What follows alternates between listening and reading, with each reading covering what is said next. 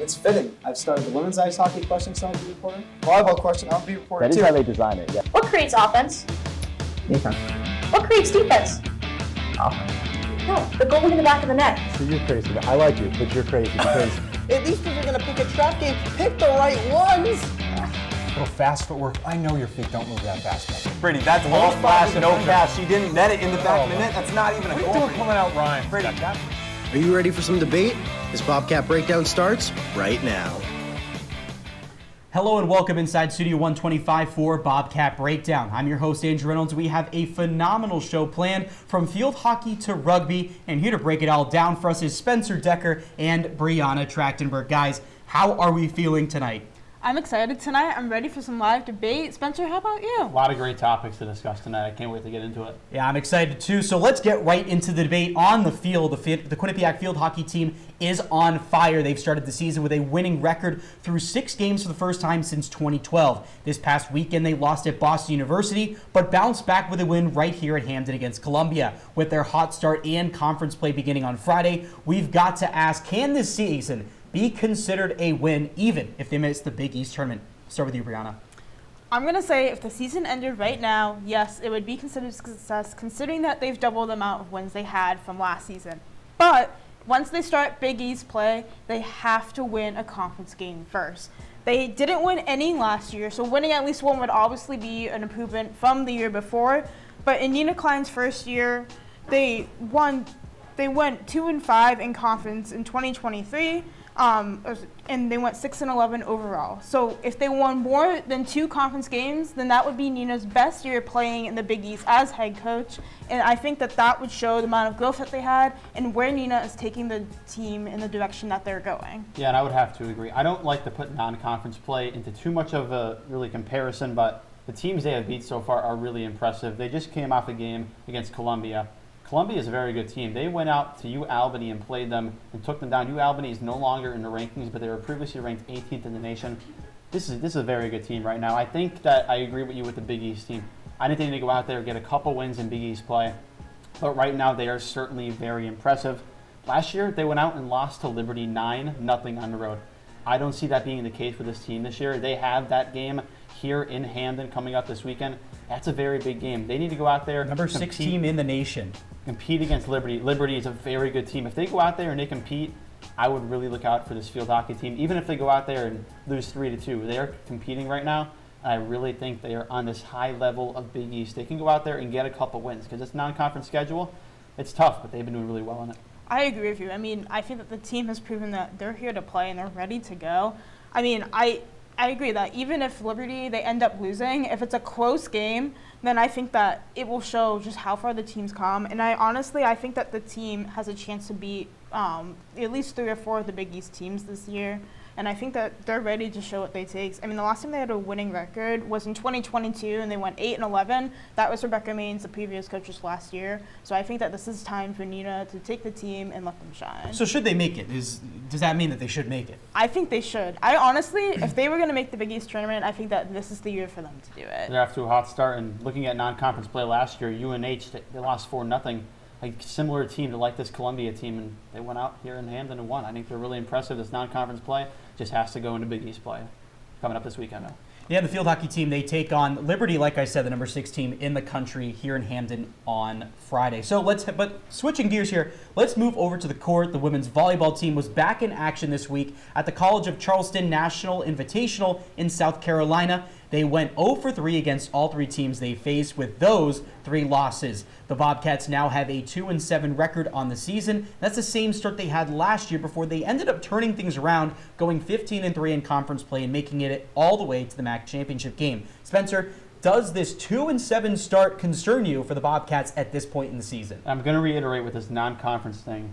I think it's a little ridiculous to look at non-conference play. I think it's really cool for football because all these players are playing out-of-conference teams that are really good.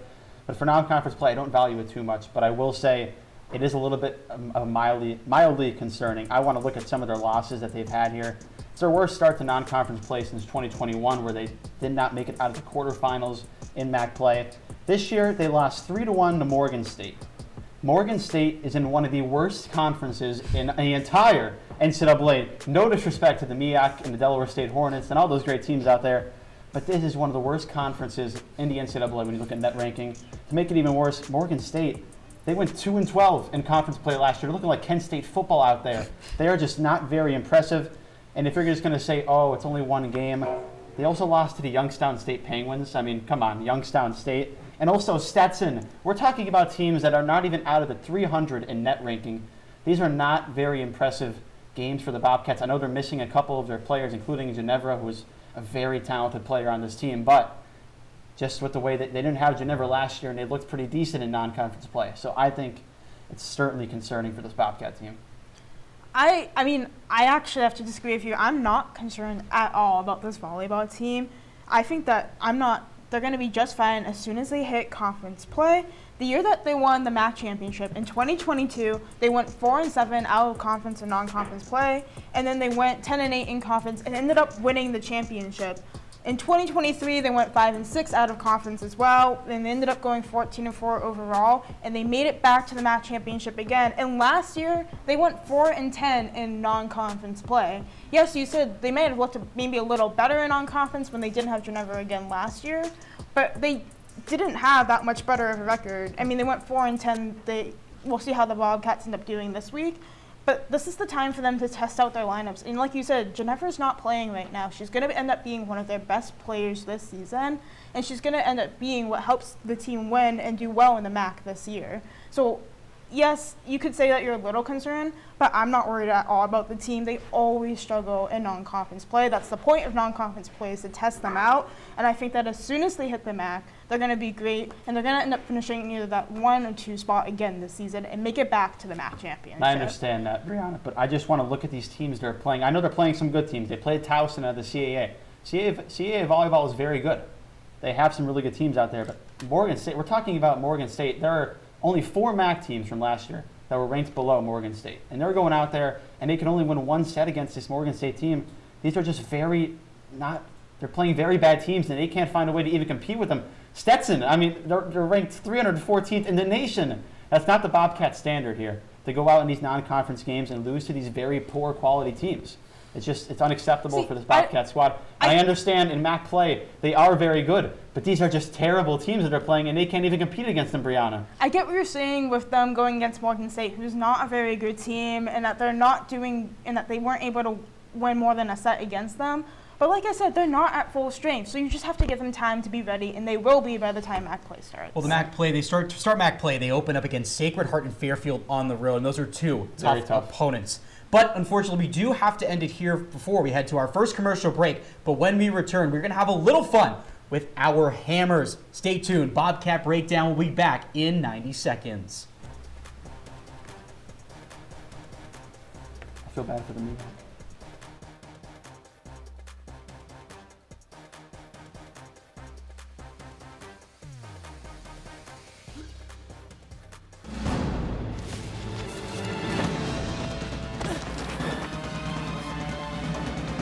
Even the mighty might not see it coming.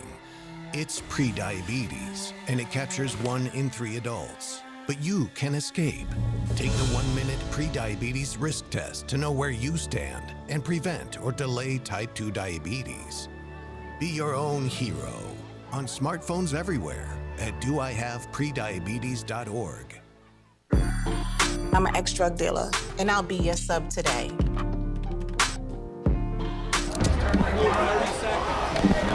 2 milligrams of fentanyl can be lethal. A lethal dose is in here. Who gets it, I won't know. It's cheap, it's potent, and it's profitable. The sad reality is, fentanyl is being mixed into everything now. More kitchen now.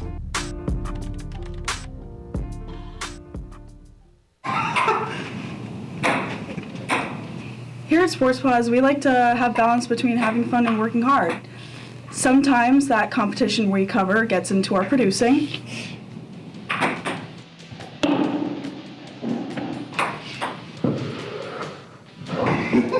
Tune in every Monday night at 9:30 at q30tv.com/watch for all the news, highlights, and more. This is Sports Pause.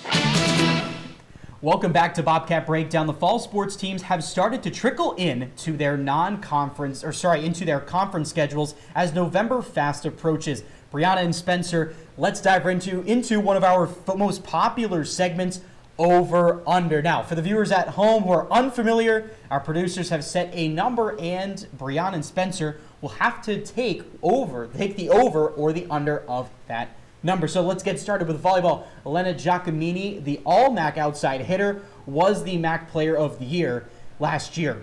She's a kills machine. She had 486 last year. The number is 499.5. What do you got, Brianna? What do you think? Over or under? Andrew, I'm going to have to take the under on this one. Elena, she is a great player, and she was one of the biggest players on the team last year, but they also had a lot of injuries, so she was very heavily dependent on. So there's a lot more depth this year, and I think it's just going to get spread around more, and it's going to end up limiting her kills a little bit. Yeah, just to go based off your other point we were talking about volleyball, they're missing Geneva right now. She's probably going to come back for MAC play. And Leilani Kajus has also only played 13 sets for this Bobcats team. So I'm also going to hit the under. I think this is the toughest line out of all the ones we're going to talk about tonight. 500 kills or under 500 kills. I think it's going to be very close to that number, but her kills will start to decrease into the season when it gets to ramp up. So I'm just going to have to go with the under.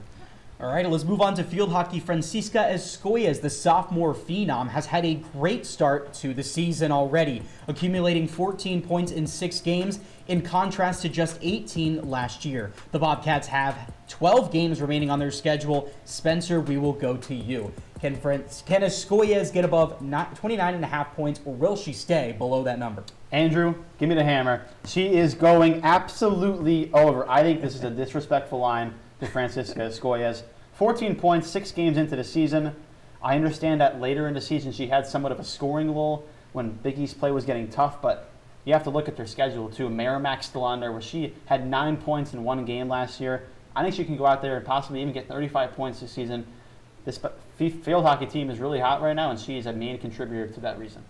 I completely agree with you, Spencer. I'm going to have to hammer the over as well. I mean, she, like you said, she's already halfway there to getting almost 30 points, and she just has more support from the team this year, and I honestly think that they're going to end up scoring more as the team in general, and she's going to be able to get well over 30 points this season. Well, I want to say this. I mean, Spencer said that the line was very disrespectful, so if you were a producer, Spencer, which you are, what would you say is the line for this? I would put it at 33.5. I think it's a really tough line because, as we mentioned, that scoring lull at the end of the season, she really did not contribute much as that field hockey team got to the end of the season.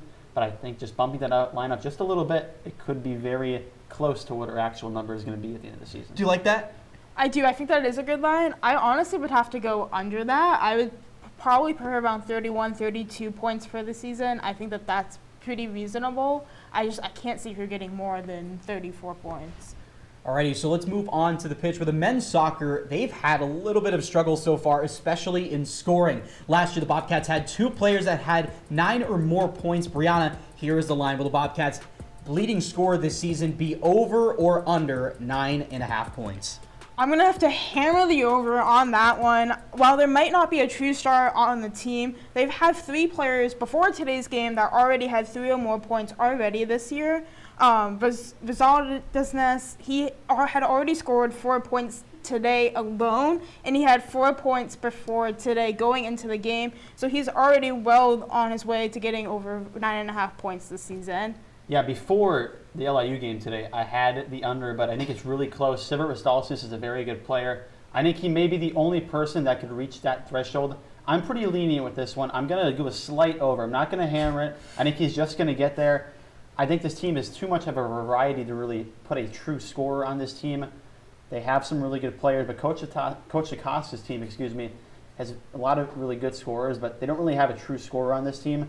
They did not come to play against Caldwell. So I think going through, it's going to be tough to see how that offense goes. But defense right now is certainly a problem. But the offense, they could really use it the way how their defense is going. So we're going to see, but I think a slight over, and maybe Ristalsis gets over that 10-point threshold. Yeah, the Bobcats, they're going to start conference play soon, but we do have a little bit more of men's soccer debate later in the show. So we'll focus that more after this one. So switching gears to the women's soccer team, they've had a lot of success in conference play over the years, winning the MAC 2 out of the last 3 seasons. Despite their history, they have struggled in non-conference play and recently started conference play. Spencer, given the Bobcats have not had less than 7 wins in MAC play since 2019, do you trust the Bobcats can continue the streak, or do you think that they're going to fall under 6.5 wins this season? Yeah, I have no other explanation than to really just go with the over on this one. I know that there are some really tough road games for this Bobcats team, but I don't see them losing or drawing 4 games in MAC play. I just don't see that happening. They just picked up a win. They had a really tough one on the road at Niagara already that they've done really well. I see some draws and some losses on their possible schedule. That Fairfield game at home, I think they could tie against them. Say they lose to Sacred Heart and they force draws against Marist and Siena, they still get over that line at 7. So I really think that the over is going to be not a problem for this Bobcats team at all. Spencer, I'm going to agree with you. I'm going to hammer the over as well for this Bobcat team. While yes, they are struggling a little bit early on this season, I agree that they're just not going to lose or draw more than 4 games for the rest of the season in conference play. And despite some early struggles, I honestly think they're going to be fine. They had so many seniors graduating last year, so of course there's going to be a little bit of an adjustment period going into the season.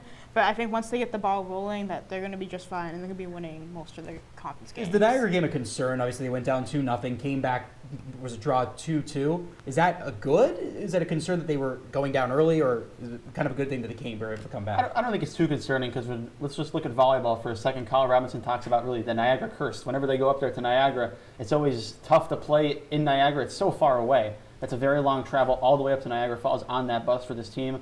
So I think just that travel to go all the way out there and play Niagara, it's just always tough to play in the MAC and travel all around the New York areas and then have to go all the way up to the Falls. It's a very tough drive. So no matter how good Niagara or how bad they are, it's really tough. Yeah, and we do have a little bit more of women's soccer after the break, but we're going to move on finally with rugby. The Bobcats have had a strong start to the season. Brianna, do you think the Bobcats will end the season with more or fewer than 6.5 wins with 5 games left to play? I'm going to have to take the over on this one. I honestly think that they could very easily win out the rest of the season. The one potential loss that I could see would be to Lindenwood. They were able to beat Dartmouth a few weeks ago. So honestly, I could see them possibly losing to them, but I think that they're going to be just fine. I mean, the rest of the teams against LaSalle, Navy, Sacred Heart, and Queens, I think that they're going to easily beat all of those teams, and I think that they could honestly go 5-0 the rest of the season. Yeah, I'm going to have to totally disagree with you here, Brianna. I actually didn't really do much research into that Lindenwood game because I was more focused on some other games for this Bobcat squad. Late in the season last year, this Bobcats team was on track to possibly make the NIRA playoffs, and they dropped 3 in a row to end their season, with one of those teams being Sacred Heart. They're also playing a Queens team who was pretty good in the NIRA that the Bobcats have never played before. That game just absolutely screams trap game. It's a neutral site down in Maryland. They have never played that team before. It's going to be very tough. And also that Lindenwood game, the Bobcats lost 59-0 to Dartmouth. How are they going to pull out a win against Lindenwood? I'll say that the Queens is currently 0-3 this season, and they've lost to all of the NIRA teams. So I honestly don't think that they're going to struggle against Queens. In Sacred Heart, the one loss the team has had against them was on the road last season. Every other time they've won all of the games, and that is their senior day game this year at home. So I think that they're going to be fine for Sacred Heart this year, and it's not going to be a struggle for them. I really think that Lindenwood game is concerning, though. The Bobcats couldn't get any points on the board against Dartmouth, and especially if that Lindenwood team went out there and took down Dartmouth. I think that's very concerning for the over on this line. I like how you use the word trap game for that, Queens. We're bringing that term back to Bobcat Yes, we are. Breakdown. But that is it, unfortunately, for our over-under segment. But there is still a lot more to come on Bobcat Breakdown. When we come back, stick around. We'll be back.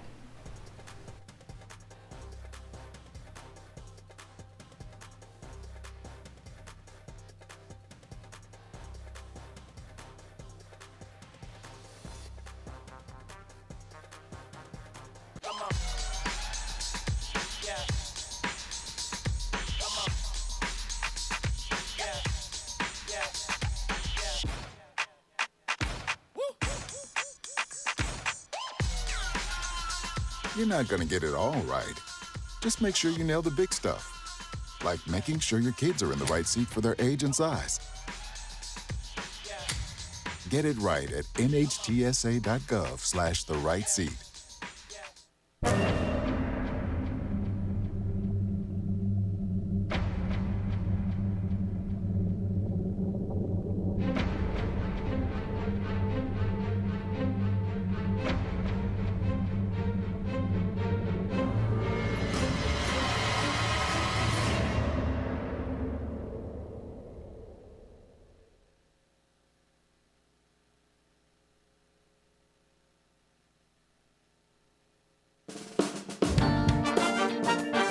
No, I'm not gambling.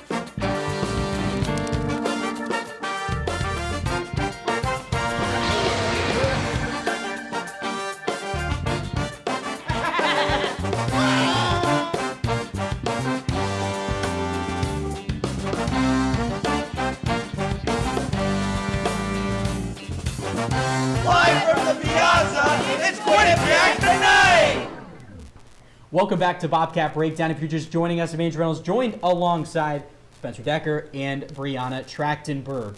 Now, this year, QBSN added videography and production to broaden their horizons. Check out some of the highlights with men's soccer's win over Caldwell with some of the broadcast.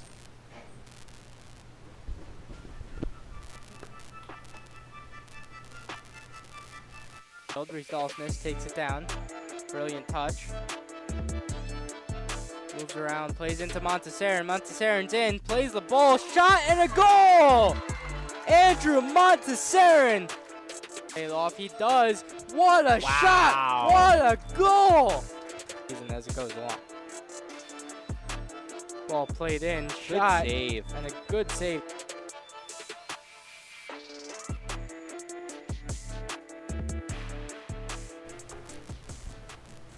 Great stuff, as always, from QBSN. But staying on the topic of men's soccer, they had a pretty big game against Long Island today, Long Island University, where they lost 5-2. Spencer, how important was the game before beginning their MAC schedule on Saturday against Marist?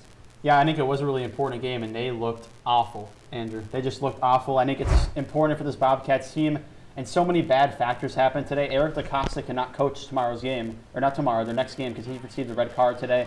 They're also down Alex Miller, one of their strikers, because there was a fight that broke out. So they're going to be down two very important pieces on their team.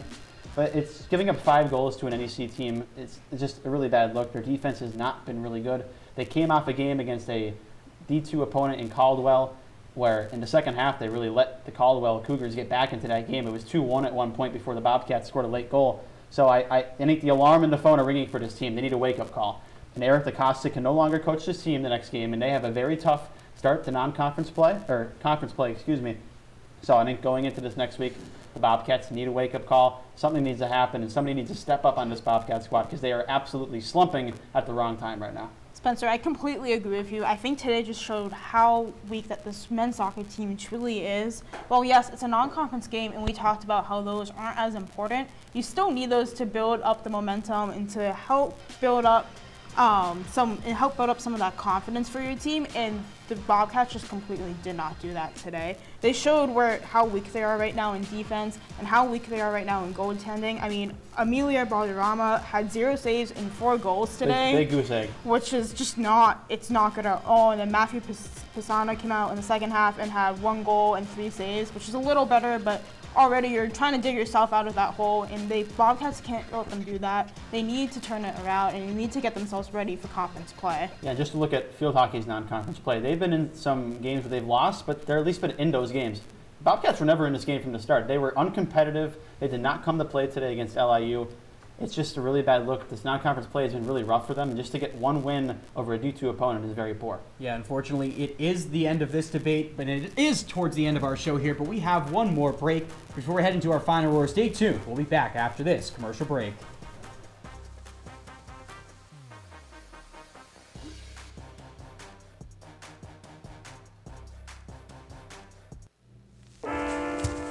There are a lot of temptations facing young people today, like electronic cigarettes and skateboarding. Each vape pod can contain the same amount of nicotine as a pack of cigarettes. This can lead today's youth to a lifelong addiction and severe lung damage. Recall and consider the facts before making a poor decision. The health class film guy isn't the best person to talk to your kid about vaping. Got a few minutes? You are. Start the conversation with your child about vaping today. As a dad, every day is a challenge.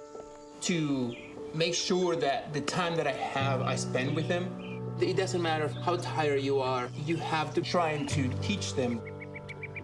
When they learn something new, and you can just see in their faces, it's such an incredible moment. It's those moments that are my favorite. Everyone has a ritual, that small thing that keeps us focused. A habit we never skip to clear our minds and elevate our performance. But what do you do to keep your head in the game, to drown out the self-doubt and support your mental health? Because being your best isn't just about taking care of your body. It's about taking care of your mind and mental health. Discover the resources you need to keep your mind focused and your mental health a priority. Welcome back to Bobcat Breakdown. It's time for Final Roar, so I'll start us off. As a grad student in my 4th and final year at Quinnipiac, it's hard to believe how fast it's gone. I remember shuttling up to York Hill almost daily as a freshman, still trying to find my place. I'd walk into the M&T Bank Arena almost every day in that September just because I was excited for the thing that I came to Quinnipiac for, which was ice hockey. 3 years later, that same place isn't just a place I wandered into, it has become a second home. This Saturday, that home opens up again as the women's ice hockey team takes on UConn for the first game of the 2025-26 season. Between my time in student media and my work with ECAC hockey and the relationships I've built with athletic staff, this year feels extra special. Covering and working in college hockey has provided me with opportunities I never imagined, from covering an outdoor game at Fenway Park to rinkside reporting at ECAC championships at the campuses of Colgate and Cornell, interviewing players who are now rising stars in the PWHL. It may sound cliche to call a hockey rink my second home, but that really is the truth. When you find your niche in a place to pursue that in college, these 4 years become the best of your life and set you up for what is next to come. That is what Q30 and the M&T Bank Arena has given for me. For anyone just starting out on that journey, it takes some time, but trust me, you'll find yours too, and it will make college the best 4+ years of your life. Professionalism, a term that is of the highest authority when it comes to sports media, or at least it was. It seems that professionalism has somewhat gone away in the industry. Whether it's an inappropriate post on X or someone letting a bad word slipping out on air, it seems that it is something that has been on a downwards trend. It all started since COVID, as coaches went away from the full suit combo on the sidelines. Remember those moments where quarter zips weren't everywhere? Along with clothing, we have had instances of announcers not realizing they are on air that leads into talking about a player's poor performance or play on the field. Why can't we just focus on the game and not our jobs? It's not that hard. If you look back at while I read this, there's a chance you could remind yourself of a time where you should have acted in a professional manner, rather than a lethargic one. A professional shows up early, has a certain poise in themselves, and respects others around them. This is something that has unfortunately not been reinforced as much as it should have. Sometimes these public comments that are made are reprehensible, but nothing ever happens. With all that being said, I urge all of you that are listening to take pride in the job you choose to pursue. Whether it turns out to be your dream job or an entry-level job, don't put your secondary choice in the rough because it's not something you enjoy. Show up to work, act like a professional, and treat others how you want to be treated. With the first official day of fall being just less than a week away, there's one thing that comes with it: football. Every year, both college and professional football takes the world by storm and captures the attentions of millions from Thursday to Monday. But there's just one issue. Quinnipiac doesn't have a football team. As a Patriots fan, I look forward to my team playing each week throughout the season. But because there may not be a football team on campus, that doesn't mean students can't still have the fall sports experience. There are 7 fall sports teams on campus that range from volleyball to soccer, and for those who want the football experience, the women's rugby team frequently has tailgates before kickoff. The field hockey team is having one of their best starts in program history, and on top of competitive matches, the volleyball team also has a DJ at every game, setting the vibes high. With game day promotions at almost every game, there's no reason to not at least stop by and potentially find your new favorite team to root for. The fan culture at Quinnipiac is made by the students, and that only happens if the students show up. While yes, it may not be football, that doesn't mean you should miss out on the chance to cheer on your collegiate teams before your 4 years are up. Thank you guys, awesome final roars. And I actually didn't know there was a DJ that played the volleyball, so I might have to go to a game this year. But that'll wrap it up for Bobcat Breakdown this week. Thank you guys for tuning in on our first episode, or many episodes of the semester. And thank you to all the producers and everyone working hard behind the scenes. Stay up to date with Quinnipiac Sports and make sure to follow us on Instagram and X at Q30 Sports, and check out our website at q30tv.com/watch. For Brianna Trachtenberg and Spencer Decker, I'm Andrew Reynolds. Have a great night, Bobcats.